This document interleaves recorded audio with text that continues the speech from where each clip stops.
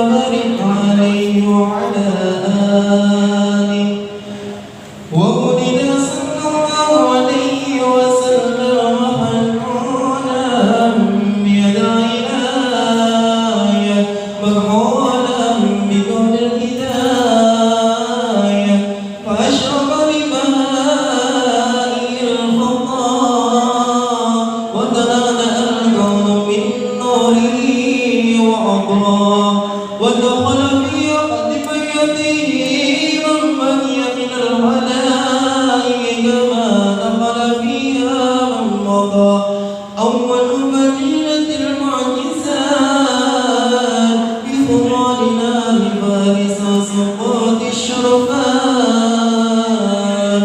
ورمي لشياطين من السماء بشوم المحرقات ورجع كل جبار من الجن وهو بسولة سلطنته دليل خانع لما تعلق بها سلام مرساتع وأشرق من بهائه الضياء اللامع حتى عرض على المراضع اللهم صل وسلم وبارك عليه وعلى آله اللهم صل وسلم وبارك عليه وعلى آله. بسم الله الرحمن الرحيم. الحمد لله رب العالمين.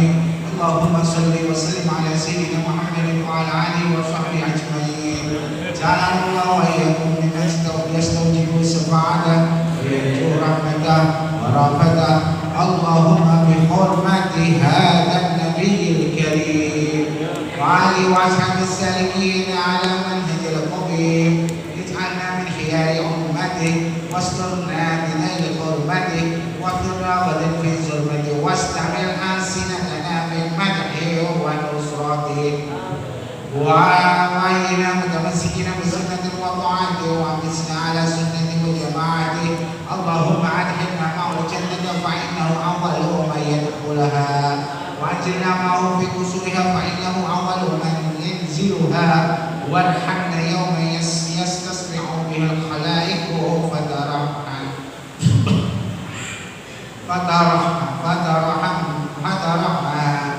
اللهم ارزقنا زيادة في كل سنة ولا تجعل في ضوء الغافلين عنك ولا عنه قدر سنين.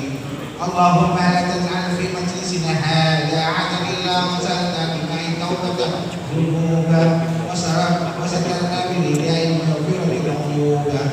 اللهم إنه كان معنا من السنة الماضية إخوان معهم القضاء عن الوصول إلى مثلها فلا تحرمهم من ثواب هذه الساعة وفضلها.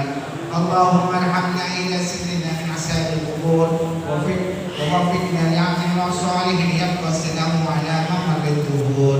اللهم اجعلنا لآلائك ذاكرين ولنعمائك شاكرين واليوم لقائك من الذاكرين واحينا بطاعتك مشغولين وإذا توفينا فتوفنا غير مقتول ولا مقدور واختم لنا منك بخير أجمعين. اللهم اغفر لنا شر الظالمين واجعلنا من فتنة هذه الدنيا السالمين. اللهم اجعل هذا الرسول الكريم لنا جميعا وارزقنا في يوم القيامة مقام رافعا. اللهم اسقنا بحوض نبيك محمد صلى الله عليه وسلم شربة هنيئة لا نطمع بعدها أبدا وارزقنا تحت لوائه غدا. اللهم اغفر لنا اللهم اغفر لنا اللهم اغفر لنا به ولآبائنا ولأمهاتنا ولمشايخنا ولمعلمنا وذوي الحقوق علينا ولمن أجر هذا الخير في هذه الساعة ولجميع المؤمنين والمؤمنات والمسلمين والمسلمات الأحياء منهم والأموات إنك مجيب الدعوات وقاضي الحاجات وغفر الذنوب والخطيئات يا أرحم الراحمين يا أرحم الراحمين. اللهم اغفر لنا ولوالدينا وارحمهما كما ربياني صغارا. وصلى الله على سيدنا محمد وعلى آله وصحبه Subhana rabbika rabbil izzati amma yasifun wa salamun alal mursalin walhamdulillahi rabbil alamin. Al-Fatihah.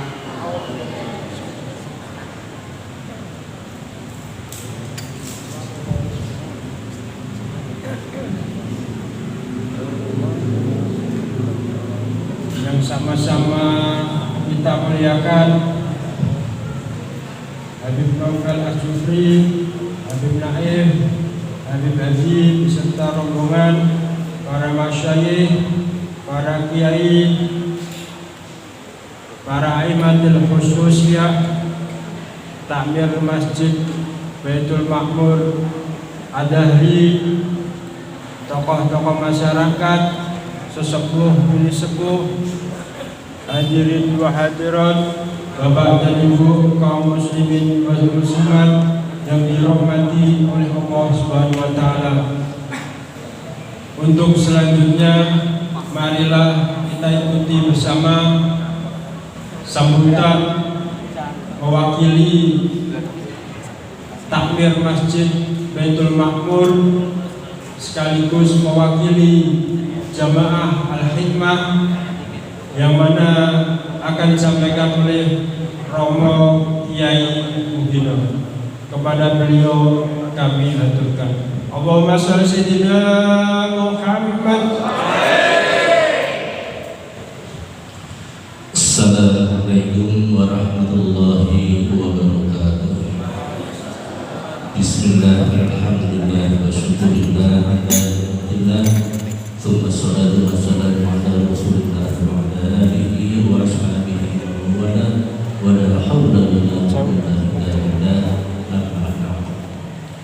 Kira-kira para wali, para ulama, sepuh-sepuh, para hadirin, para kiai, para imam khususi ingkang tansah dihormati lan ingkang berkendali. Wabil khusus panjenenganipun Al-Mukarram Al-Habib Naufal Al-Jufri saha Habib Hanif ingkang tansah kula hormati. Katur dumateng para sipun imam khususi, ugi para bapak, para ratus, para ibu ingkang kula hormati.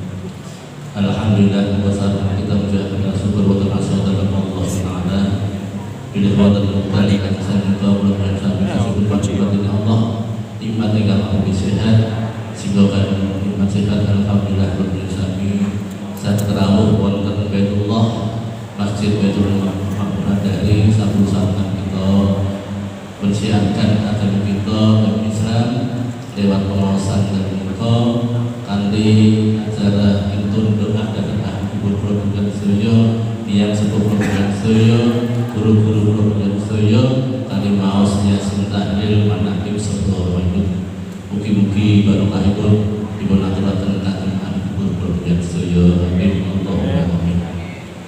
Para bapak, para ibu, para hormati kita menampung sesuai saat takbir Masjid Baitul Makmur dari sekaligus mewakili pengurus ajaran Mahkali Tanjung Mas matur nuwun dhateng Jenderal Suryo yang sampun kersa rawuh sesarengan pembukaan Masjid Baitul Makmur dari mugi-mugi amal kebaikan Jenderal Suryo tansah dipun tampilin Allah, dicatat dening Allah terus amal soleh lan mugi-mugi kula balasan saking Allah Subhanahu wa taala.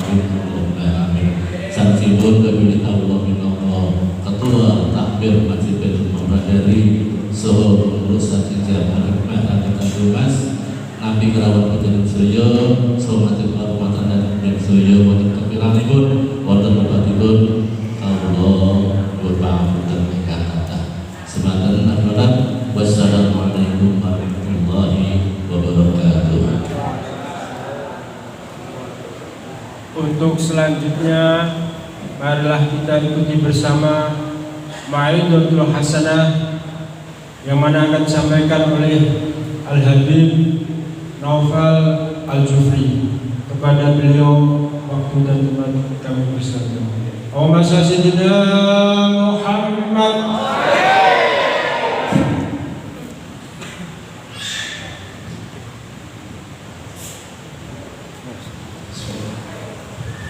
Assalamualaikum warahmatullahi wabarakatuh. Alhamdulillah, ucap puji syukur kehadirat Allah Subhanahu wa Ta'ala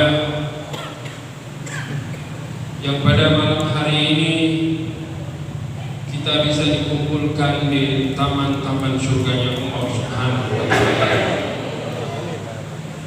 Tak lupa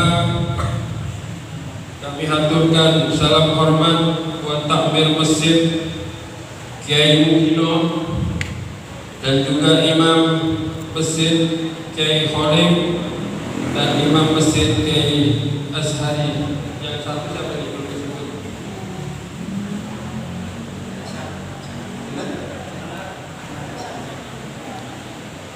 Ahmad Hasan. Mugi-mugi kita semua mendapatkan berkah dari beliau, guru kita, orang tua kita. Alhamdulillah, hari ini kita bisa berkumpul lagi di tempat-tempat seperti ini yang kemarin konon katanya kita dilarang dengan sebuah makhluk kecil yang tidak tampak wujudnya dengan nama virus Corona. Apa? Corona, Bu. Jadi kita tuh Corona maulid, Corona pengajian. Jadi yang berbau baik-baik Corona kabeh, hilang kabeh. Ya, tapi berkat di bulan maulid ini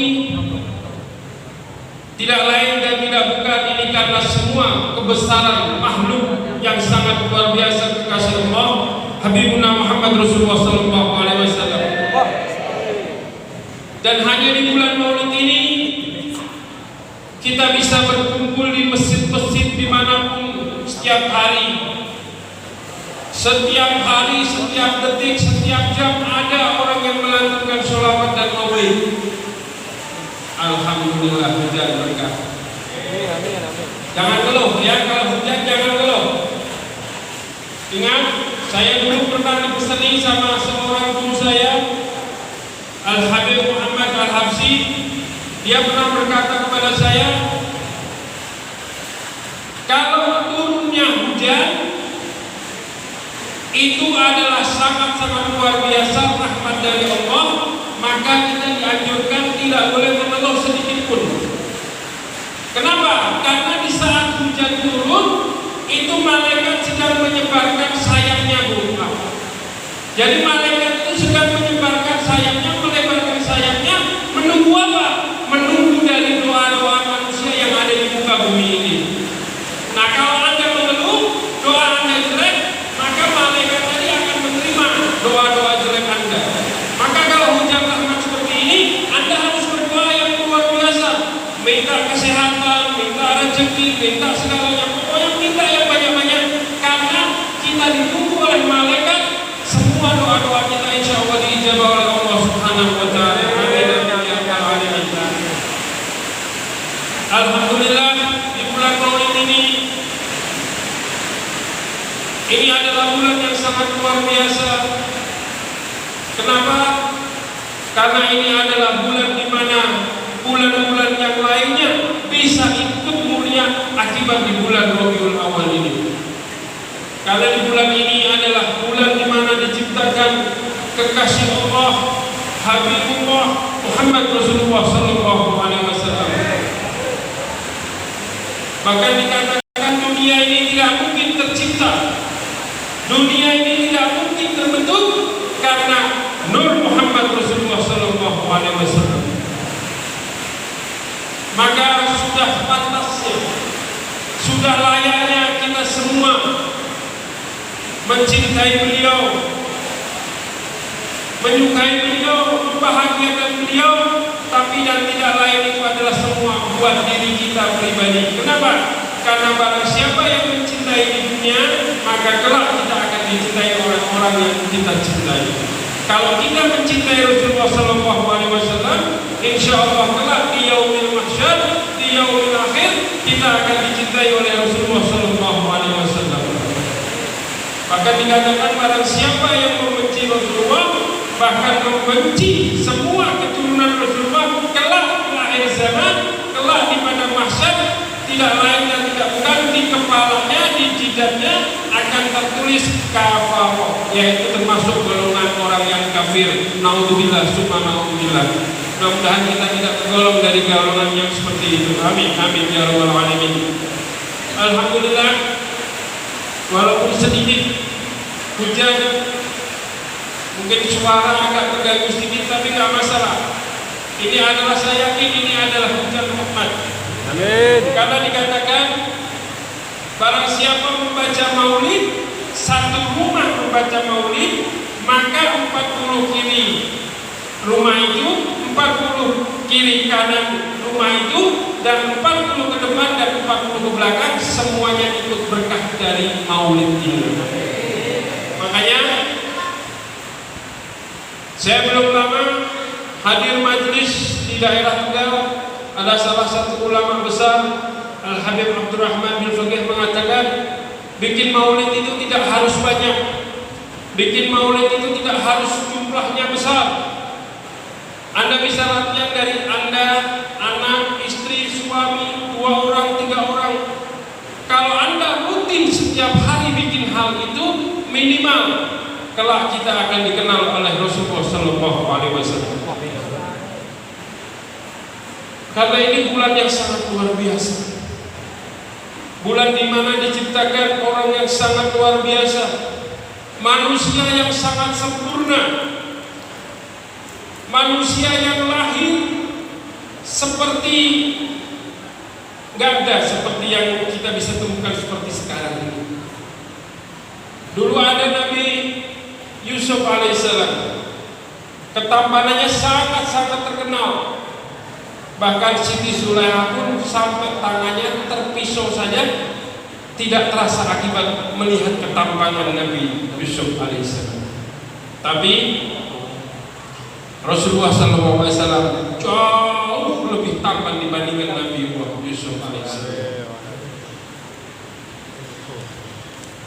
Tidak ada yang bisa menyerupai baginda Rasulullah SAW. Mereka tercipta sangat sempurna. Beliau lahir sebagai manusia yang pilihan.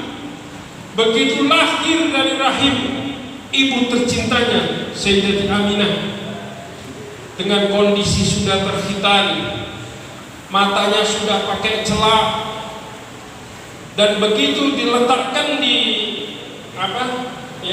kalau sekarang mungkin kayak kasur atau box gitu ya, itu Rasulullah langsung dia sujud. Dan begitu lahir, semua bayi pada tangannya menggenggam, tapi Rasulullah tauhid, langsung mengingat Allah Subhanahu wa ta'ala. Dan begitu lahir beliau kondisi sujud. Kondisi sujud, tidak ada satupun bayi seperti baginda Rasulullah sallallahu alaihi wasallam. Di saat usia yang sangat-sangat balita, pernah dikatakan dalam sebuah bukunya dari Kiai Ahmad Al-Bantani, itu disebutkan bahwa Rasulullah SAW selama hidupnya beliau tidak pernah yang namanya mimpi basah. Jadi Rasulullah ini bukan sembarangan manusia. Selama hidupnya beliau tidak pernah yang namanya mimpi basah. Dan Rasulullah SAW setiap buang air besar, kecil, tidak ada satupun bekasnya. Allahumma sholli ala Muhammad. Ludah beliau sangat harum, keringat beliau seperti bagaikan minyak kasturi. Pernah dalam sebuah cerita, waktu itu Rasulullah SAW dengan Sayyidina Abu Bakar, waktu itu dikejar oleh kaum kafir Quraisy, masuk ke sebuah gua. Sebelum Rasulullah masuk ke dalam gua itu, Sayyidina Abu Bakar duluan yang masuk ke dalam gua itu. Karena beliau mau mensterilkan gua tadi, sterilkan dulu. Sebelum Rasulullah masuk, disterilkan gua dulu.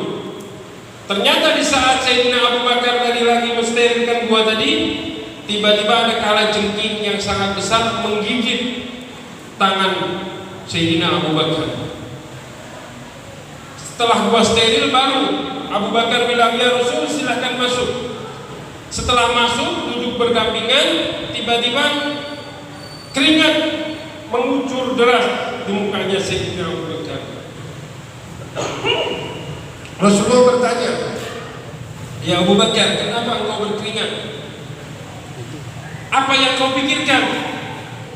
Lama-kelamaan muka Sayyidina Abu Bakar tadi pucat. Rasulullah semakin bingung, ya Abu Bakar, kenapa engkau semakin pucat? Apakah engkau gak suka dengan menemani aku dalam perjalanan ini?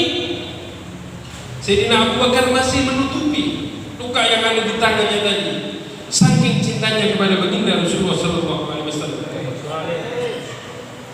Dia berkata, ya Rasul, tadi di saat aku sedang membersihkan gua ini, aku tergigit kalajengking.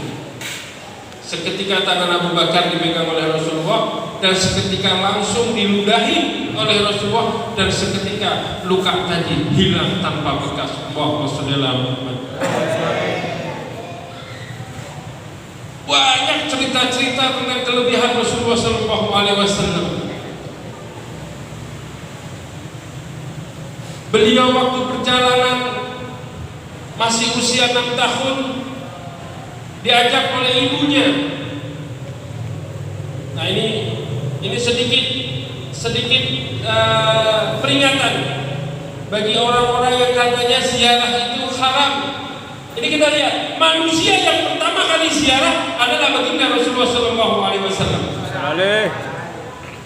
Dalam usia 6 tahun Rasulullah diajak oleh ibunya berziarah ke makam siapa? Ke makam ayahnya. Dan Anda tahu jarak perjalanan tadi kurang lebih sekitar 500 km. Berarti mungkin Semarang Jakarta, lebih lagi Semarang Bandung atau Semarang Bogor. Itu jalan kaki, Bu. Jalan kaki. Rasulullah dengan ibunya jalan kaki mencari makam ayahnya. Dan pada waktu ketemu makam ayahnya, Rasulullah berziarah. Karena kecapean perjalanan ziarah tadi, tiba-tiba ibunya jatuh sakit. Dan setelah ibunya jatuh sakit, 2 hari berikutnya ibunya meninggal dunia. Pada waktu berangkat, disaksikan oleh paman Rasulullah, Abu Muthalib. Dan Abu Muthalib kaget di saat Rasulullah balik. Ya Muhammad, aina ummah, mana ibumu? Tadi berangkatnya sama ibu, baliknya sendirian. Rasulullah cerita, ibu meninggal dunia. Sampai seketika malaikat protes pada Allah. Ya Allah, kenapa engkau bikin kekasihmu ini yatim piatu? Langsung Allah Ta'ala berkata kepada malaikat, ya malaikat, ketahuilah, karena aku ingin aku sendiri yang merawat Muhammad dari kecil hingga kelak menjadi Rasulullah SAW. Kenapa Rasulullah begitu lahir kondisi sudah berkhitan? Karena Allah Ta'ala menghendaki tidak ada campur tangan manusia sedikit pun dalam mengurusi baginda Rasulullah SAW. Dan beliau lahir kondisi dalam kandungan ayah beliau meninggal dunia. Jadi Allah yang bikin, Allah sendiri yang sudah mengatur manusia pilihannya tadi, supaya apa? Tidak ada satupun manusia yang ikut campur tangan dalam merawat baginda Rasulullah SAW. Jadi kalau ada orang yang bercerita punya masalah ini, masalah ini, masalah itu, masalah ini, tidak ada apa-apanya dengan masalah yang dihadapi oleh baginda Rasulullah SAW. Lahir tanpa ayah, usia 6 tahun ditinggal ibunya. Setelah ditinggal ibunya dirawat oleh pamannya, nggak lama juga pamannya meninggal dunia. Kenapa? Karena Allah Ta'ala sendiri yang ingin merawat baginda Rasulullah SAW.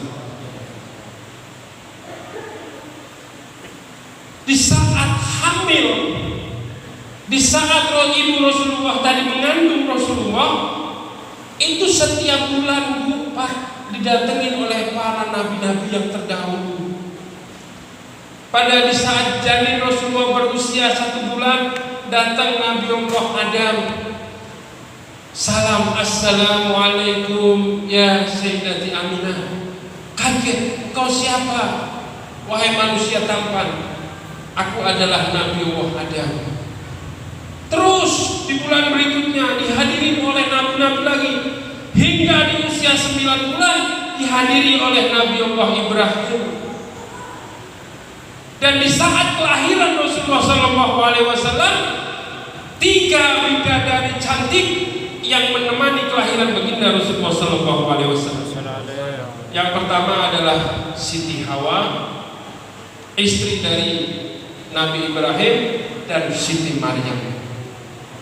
3 wanita pilihan ini tiba-tiba muncul di pilar rumahnya Sayyidati Aminah, dan ternyata mereka tadi berwujud manusia-manusia pilihan Allah.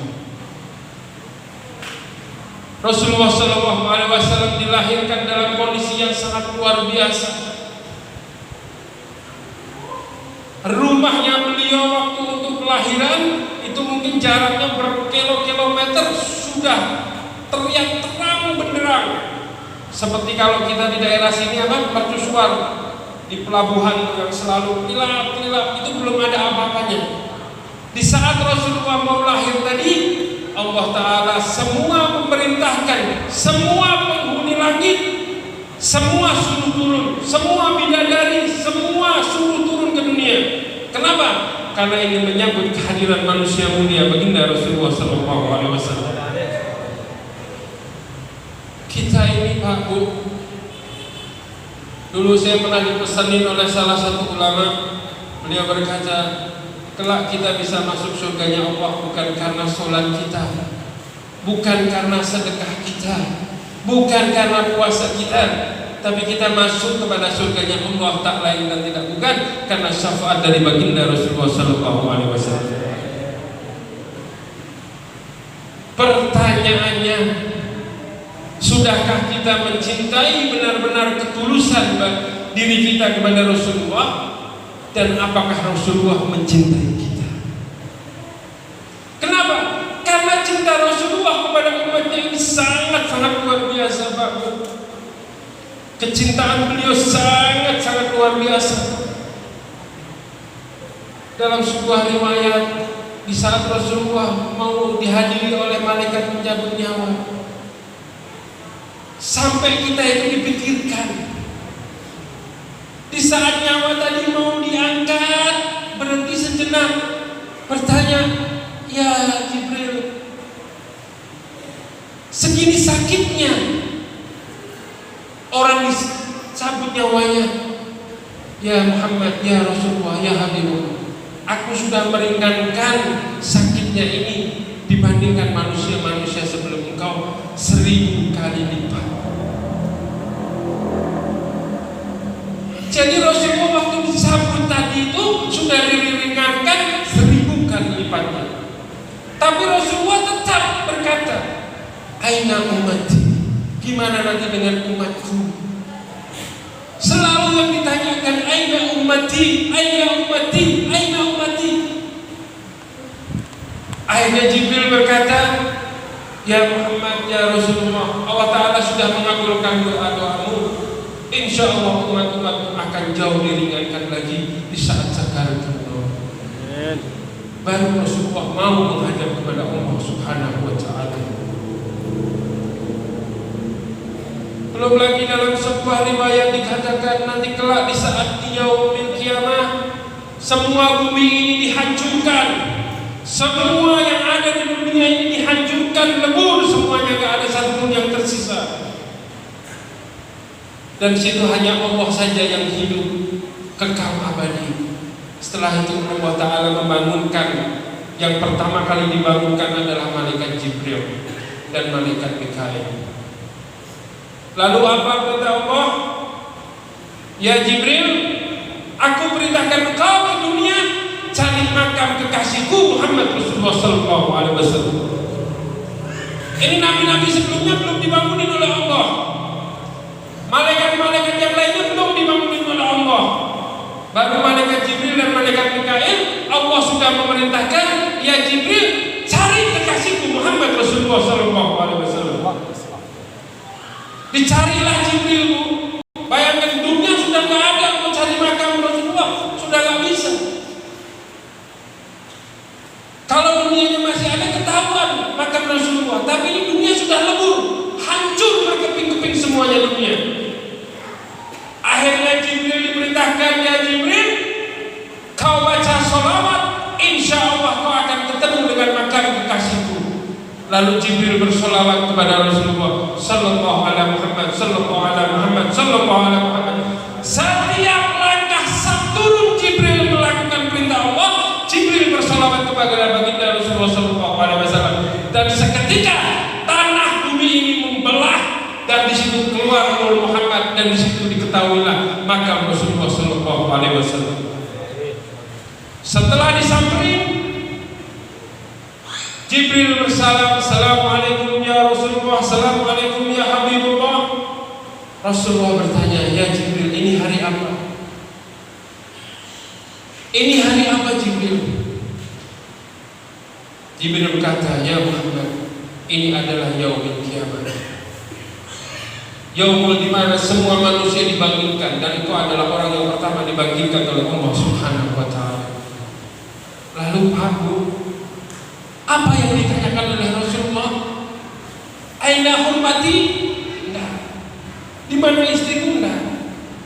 Aina binti? Enggak. Di mana anakku? Di mana putriku? Yang dikatakan oleh Rasulullah, aina ummati? Di mana umatku? Di mana umatku? Itu yang dikatakan oleh baginda Rasulullah Sallallahu Alaihi Wasallam. Di mana umatku? Kita, Bu, Pak, kita yang ditanyakan. Bahkan sahabat pernah bertanya, apakah aku ini juga umatmu ya Rasulullah? Engkau bukan umatku, engkau sahabatku. Karena umatku kelak ada orang yang dimana tidak menyaksikanku, tapi beliau sangat mencintaiku. Dan mudah-mudahan kita semua bisa termasuk orang-orang yang dicintai oleh baginda Rasulullah Sallallahu Alaihi Wasallam. Sedikit saya berpesan.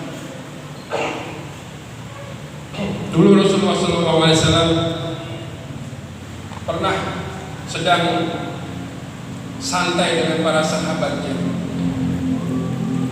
Rasulullah mengatakan, ya sahabatku, zaman ini akan terbelah menjadi 5 bagian. Zaman akan terbelah menjadi 5 bagian. Sahabat bertanya, ya Rasul, zaman apa saja? Dikatakan oleh Rasulullah, yang pertama adalah zaman nubuwah, yaitu zaman kenabian, mulai dari Nabi Adam hingga aku, kata Rasulullah, Nabi terakhir zaman. Sahabat bertanya, ya Rasul, setelah zaman nubuwah zaman apa lagi? Setelah zaman nubuwah nanti akan ada zaman yang kedua, yaitu zaman khilafah 1, kata Rasulullah. Zaman di mana nanti akan dipimpin oleh engkau para sahabatku. Setelah itu tanya lagi sahabat, setelah zaman khilafah zaman apa ya Rasul? Kelak setelah engkau nanti tiada, engkau wafat, akan ada zaman selanjutnya, yaitu zaman al-muluk, yaitu zaman kerajaan. Dan kita sudah pernah melihat cerita-cerita tentang sejarah kerajaan Majapahit, kerajaan ini, benar ya? Itu Rasulullah sudah mengatakan kurang lebih 1400 tahun yang lalu. Setelah itu Rasulullah terdiam, agak menunduk, dan gak lama matanya sedikit-sedikit berkaca. Sahabat semakin bingung, ya Rasul, kenapa engkau diam ya Rasul? Ini sahabatku, zaman di mana yang aku takutkan dan aku sedihkan. Zaman apa itu ya Rasul? Kata sahabat, yaitu zaman Jababirah. Zaman Jababirah yaitu zaman di mana nanti banyak kebenaran yang disalahkan dan banyak kesalahan yang dibenarkan. Dan itu kita sekarang berada di zaman Jababirah. Bahkan Rasulullah sudah mengatakan umatku nanti besar, umatku nanti banyak, tapi bagikan buih di lautan yang pecah belah. Satu sama lain, kiai sama satu, kiai sama yang lain diadu domba. Hati-hati. Kita sekarang sudah memasuki zaman Jababirah. Zaman-zaman yang sudah ditaklukkan oleh Rasulullah Shallallahu Alaihi Wasallam. Dan sekarang kita menyaksikan zaman Jababirah. Setelah itu Rasulullah agak sedikit tersenyum. Sahabat juga agak sedikit lega. Ditanya, ya Rasul, apa zaman selanjutnya setelah zaman Jababirah? Kata Rasulullah, nanti di akhir penghujung zaman ada zaman yang disebut dengan zaman Khilafah 2. Zaman Khilafah 2 itu nggak lama, berlangsung 9 hingga 10 tahun. Dan Rasulullah sudah berkata, kelak di zaman Khilafah 2 ada manusia namanya seperti aku, binnya seperti aku, dan itulah nanti yang akan memimpin semua umat manusia. Siapa beliau? Muhammad bin Abdullah yang nanti kita kenal dengan Al-Imam Mahdi. Dan Rasulullah sudah mengatakan zaman Jababirah ini enggak, setelah nanti selesai ada zaman Khilafah 2. Makanya orang yang gembar-gembar anti khilafah ini hati-hati. Anda harus waspada. Karena nggak bisa, ini sudah kontraknya. Nanti akan ada zaman Khilafah 2, yaitu zaman di mana kejayaan Islam yang sangat-sangat luar biasa. Dan kita nanti akan dipimpin oleh nama yang sama, dan itu juga dari keturunan baginda Rasulullah SAW. Namanya Muhammad, binnya juga Abdullah, dan itu nanti akan dikenal dengan Al-Imam Mahdi. Dan itu akan berlangsung sangat singkat, hanya 9 sampai 10 tahun. Tapi Rasulullah sudah berkata, ya sahabatku, kelak umatku tidak akan menyaksikan yaitu Dajjal. Jadi Rasulullah sudah berkata, Pak Bu, jadi kita ini insya Allah kita semuanya tidak menangi yang namanya Dajjal turun di dunia. Bahkan Rasulullah sudah mengatakan nanti menjelang Dajjal turun, semua ahli baitku, semua para keturunanku, para habaib akan lenyap di dunia ini. Jadi nanti para habaib, para ahli bait dzurriyyah Rasul ini hilang semua, habis di dunia. Maka nanti setelah itu akan muncul Dajjal. Dan Rasulullah sudah berkata, insya Allah umatku tidak memenangi yang namanya zaman Dajjal. Karena Dajjal ini sangat-sangat dahsyat luar biasa.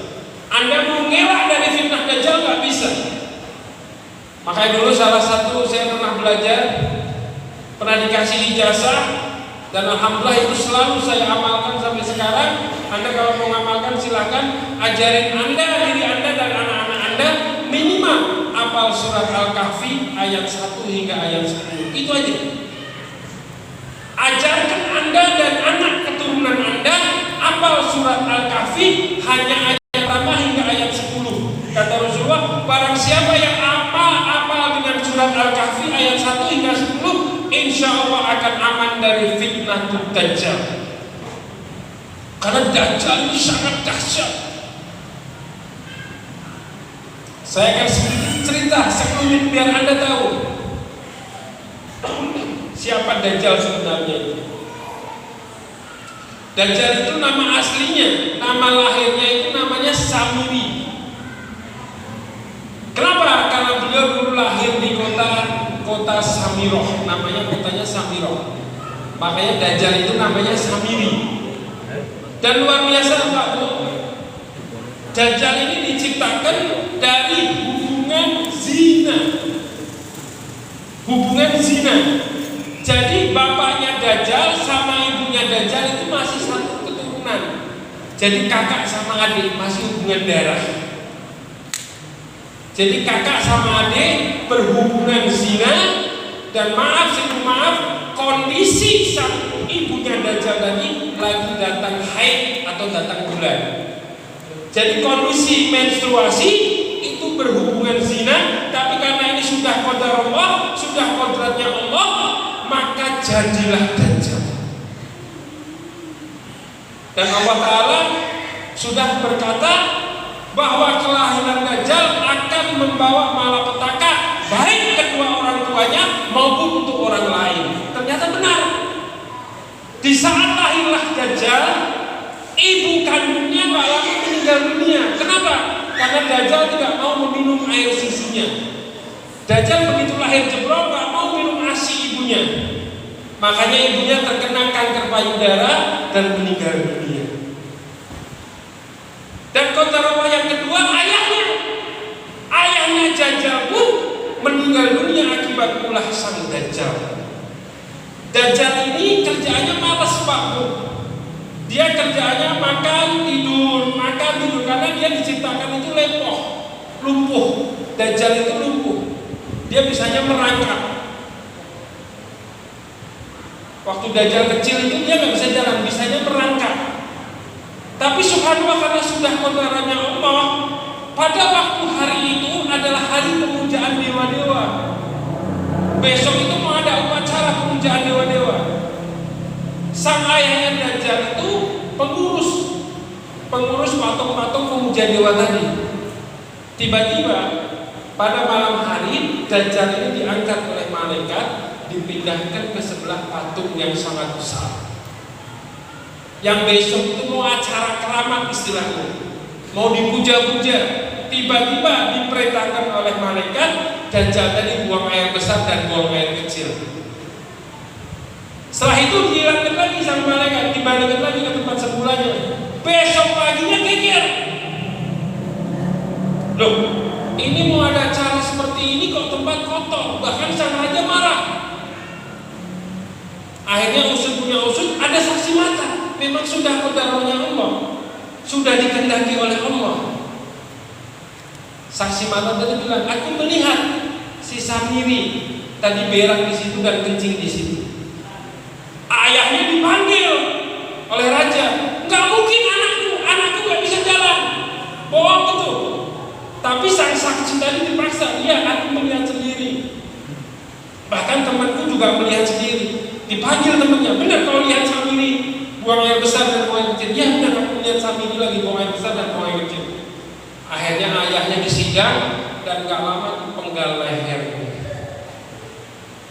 Dan setelah itu Dajjal dibalikkan ke asalnya.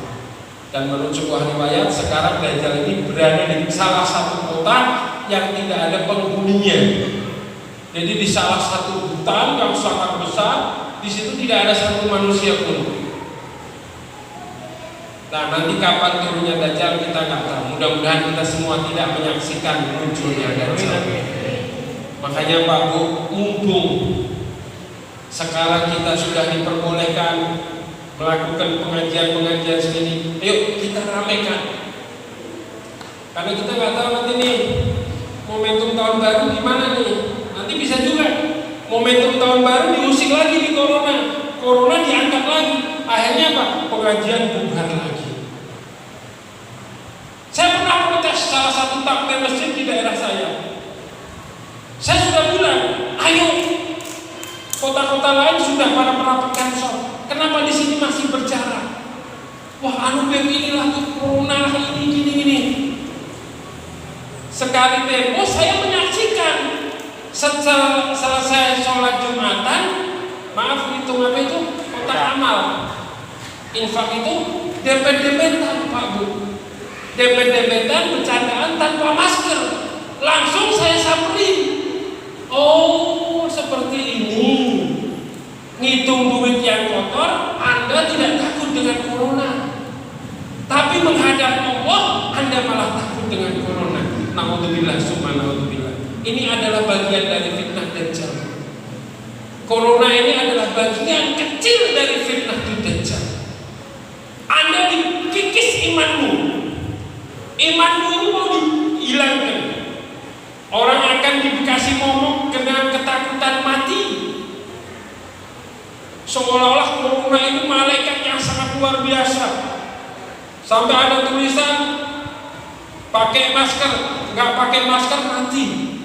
Memang masker malaikat. Tetangga saya Bu, dokter, anaknya 2 perawat semua Bu. Protokol kesehatan top, luar biasa, top. Saya pernah melihat sendiri, lagi sholat, ada orang mau dekat, diusir di dalam masjid. Saya diamin saja. Ya Allah, ini fitnah Dajjal sudah mulai masuk ke tempat-tempat ibadah. Dokter, protokol kesehatan mati Bu, Pak, mati. Karena orang mati bukan karena corona, karena memang sudah kontraknya habis. Dulu bintang film Benyamin sepak bola Bu, mati. Kenapa? Karena waktu main sepak bola dideketin oleh malaikat, mati.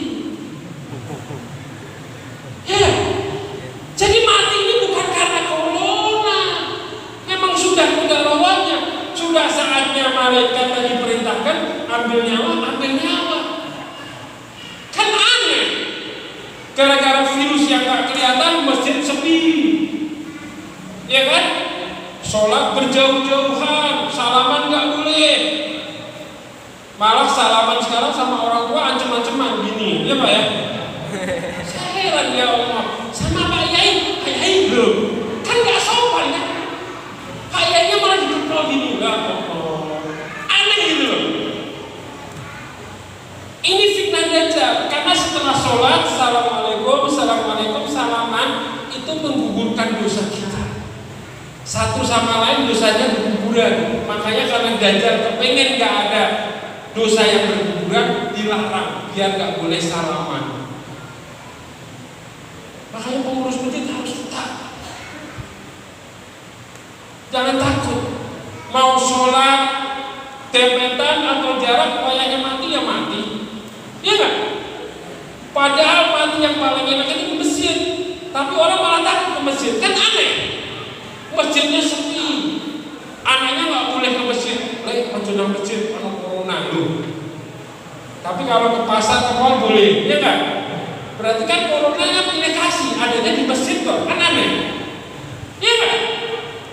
Saya pernah menyaksikan sendiri di kolam renang, orang berjubel di dalam air renang, nggak ada yang namanya protokol kesehatan. Karena saya nggak lihat orang berenang pakai masker, nggak ada. Saya waktu ngantar anak saya les renang, saya heran. Ya Allah, di masjid ngadep Allahu Akbar, ngadep Allah. Ya ini saya sedikit peringatkan, bagi yang sholat pakai masker, di saat Anda sholat harus diturunkan. Karena di saat Anda ruku, ada masker di hidungmu, nggak sah sholatmu. Turunkan. Sebawah hidung sini nggak apa-apa. Kalau masih takut, tapi kalau nggak takut tuh bismillah. Saya dari awal pertama kali corona masjid ya udah sholat dipaksa sajadah, enggak, ini aja lebih bersih. Harus bawa sajadah sendiri katanya, sajadahnya masjid dilipat, ya kan? Jadi semua orang-orang corona ini memang ya masjid sepi, maulid sepi, ya kan? Laundry karpet baru sepi Bu. Kenapa? Karena karpetnya nggak kepake. Kan kasihan akhirnya, ya kan? Yang harusnya karpet sebulan atau 2 bulan sekali laundry, gara-gara corona sampai 3-6 bulan laundrynya nggak dapat jatah karpet. Kenapa? Karpetnya masih bagus karena nggak pernah dipakai. Ayo kita mulai. Ini fitnah Dajjal. Ya ini fitnah Dajjal. Jadi semua harus bismillah. Ono corona yuk mati. Ya enggak? Ada satu lagi teman saya, wah orangnya hiper protokoler, top pakai banget. Saya kalau melihat dia, waduh, sudah pakai masker, pakai itu apa? Cadar plastik itu loh. Kan ada itu cadar yang plastik itu kan. Dia kerja di bank. Saya waktu itu mau setor duit. Saya kaget, di bank ditutup plastiknya kan? Saya heran. Iki sing masang tutup iki sapa? Manajer bil. Manajermu. Lulusannya apa? D3 apa sarjana? Oh, S2.